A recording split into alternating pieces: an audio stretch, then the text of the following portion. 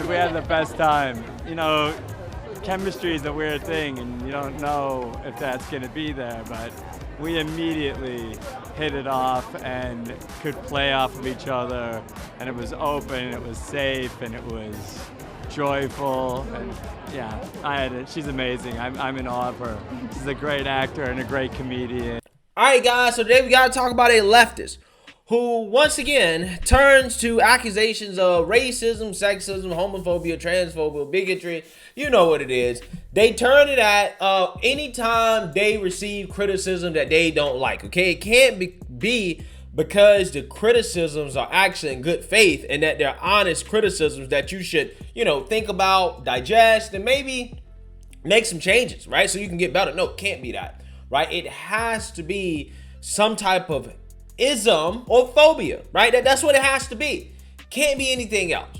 And today we gotta talk about a Hollywood actor who is essentially making these accusations, Mr. Mark Ruffalo, who clearly is a simp, right? In my opinion, he's a simp because these are simp type comments, right? These are simp type comments, as he quotes claim She-Hulk's bad reviews come from women haters and racists. Yes, he is pulling out the sexism, misogyny card and the race card to defend She-Hulk, which has faced a whole lot of bad reviews because people don't like the fact that one, the show has too much CGI. That's like the main criticism that I've seen. And two, it's woke, right? I don't understand why Hollywood refuses to acknowledge the fact that people don't want to watch woke television shows and movies. And what I mean by woke television shows and movies, it's not that people don't necessarily want to watch movies or television shows that address social issues or that are led by women or, so-called people of color or whatever. It's not that people don't want to see that stuff. It's just that what happens is that you have, again, series like, these Marvel movies, right? Which they're not about social issues. But what happens is that these bad writers or lazy writers, really, they throw these lines in these movies that have something to do with social issues that doesn't really make sense, right, at the time.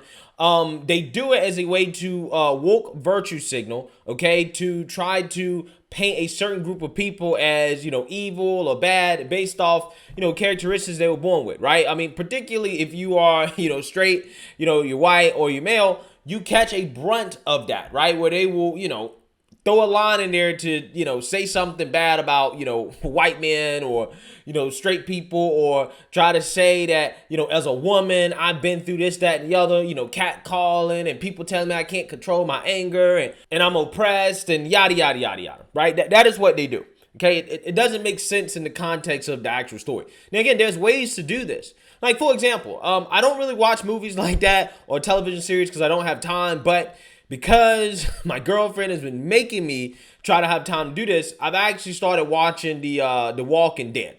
And I'm at the beginning, right? So don't spoil it for me because I'm pretty sure that, like all these TV shows, eventually it's going to go woke. But I think the beginning of Walking Dead did a good job of addressing the issue of race and racism in a post-apocalyptic world taken over by zombies where there are few humans left that have to work together in order to survive. I think the way they handled that at the beginning of the series was an example of good writing in regards to how you can address a social issue, right, such as race, and make it fit within the story, and it not feel like you're being lectured to about race, right? So with that being said, again, it's possible, except you just need writers that aren't lazy, okay? Which is something that Hollywood refuses to do for whatever reason. So with that being said, let's go ahead and read about this. Actor Mark Ruffalo, best known for his incessant leftist rants, as well as his performances as Marvel's Hulk, resulted to more whining, quoting a writer complaining that the reason the show She-Hulk Attorney at Law got bad reviews was that it was, quote, led by women. Of course, as if there've never been a show, right, or even a action-oriented, movie or series that has been led by a woman that's never done well, right? Like, for example, Tomb Raider, okay? That series, or whatever you want to call it, that has made millions and millions and millions of dollars, right? That has been very successful, and that has been led by a woman character. But again, These people don't have the ability to self-reflect, or put it else way, they just don't want to self-reflect. Okay, they just want to virtue signal their wokeness, and then they want to call you a sexist if you disagree with their wokeness, or that you think their movies are bad. And part of the reason why their movies are bad is because of wokeness, right? Ruffalo quoted an article in Screen Rant that claimed the abundance of bad reviews posted on IMDB arose because of the reviewers' misogyny or racism. Quote, the rise in bad faith IMDB reviews, particularly for projects led by women and or BIPOC, threatens to render the site's scores meaningless if the problems is not addressed. The article stated, and Ruffalo quoted. So again, you have a guy here who is a Hollywood actor, once again, trying to tell society how bad we are, right? By basically calling us racist and sexist because we don't like one of their productions. It reminds me of when Seth Rogen did this. Seth Rogen did this for his woke Christmas show, Santa Inc. That was a woke show as well, too. People didn't like it. It got bad reviews, and he says, well, the bad reviews are because of white supremacy, right? White supremacists didn't like my show, okay? It is like, bruh, are you going to attack everybody as a white supremacist or a racist or a sexist that just because they don't like your movie? How are you actually going to make good movies if you think that the reason why people don't like your movies has everything to do with identity politics and nothing to do with the actual movie itself, right? Again, these people, they really blow my mind. Nerdrotic responded to this. He says, the rise in bad faith adaptations of beloved characters and stories, particularly for projects led by identity politics, threatens to render Hollywood meaningless if the problem is not addressed. Ding, ding, ding, ding, ding, right? That's actually really the issue here, right? Another person says, I mean, this only came out a couple weeks ago. It's female-led. Most of the cast is Native American, and it's gotten mostly praised to the point of being called the best since the original. Seems to be doing good on IMDb. Yeah, Prey. So I don't know what this is about. I don't know what Prey is about.